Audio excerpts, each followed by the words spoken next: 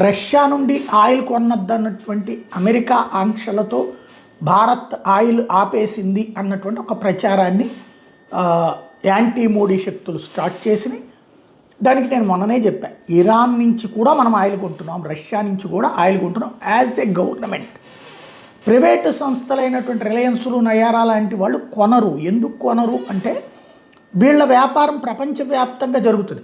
ఈ నిషేధాల టైంలో కనుక వీళ్ళు కొంటే కనుక అమ్మాల్సింది ఆదేశాలకి, వాళ్ళు కొనరు. నెంబర్ 1. రెండవది, ఇలా వీళ్ళు కొన్నందుకు గాను వీళ్ళ మీద ఆంక్షలు పెడితే వాళ్ళ దేశాల్లో ఉన్నటువంటి వీళ్ళ ఆస్తులు, వీళ్ళ బ్యాంక్ యాక్టివిటీని స్తంభింపజేసి ఆ డబ్బులు వాళ్ళు నొక్కేస్తారు. అమెరికా, యూరప్ దేశాలకు ఇట్లాంటి నొక్కుడు చాలా అలవాటు. కాబట్టి వాళ్ళు కొనరు, భారత ప్రభుత్వం కొంటది.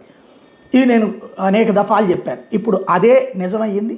ప్రభుత్వం అధికారికంగా మన నిన్న ఈ ఇంధన వనరుల శాఖ కార్యదర్శి స్పష్టం చేశారు, భారత్ నిర్ణయాలు ఢిల్లీనే తీసుకుంటుంది, వాషింగ్టన్ కాదు.